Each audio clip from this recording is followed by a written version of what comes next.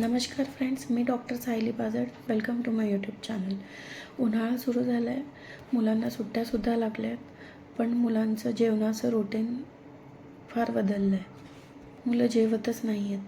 मुलं जेवली पाहिजे म्हणून आई वेगवेगळे पदार्थसुद्धा बनवत असते की काहीतरी आपलं मूल खाईल, पण मूल खातच नाही आहे.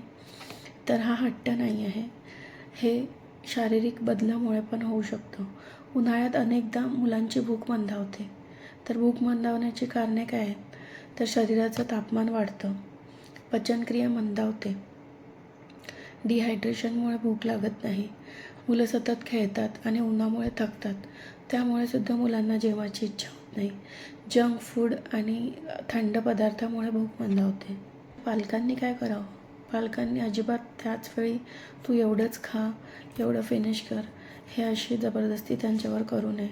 2-2 तासांनी त्यांना थोडं थोडं खायला द्या. भरपूर पाणी प्यायला द्या. पाण्याबरोबरच नारळ पाणी, लिंबू पाणी, ताक हे पण त्यांच्या जेवणामध्ये ॲड करा.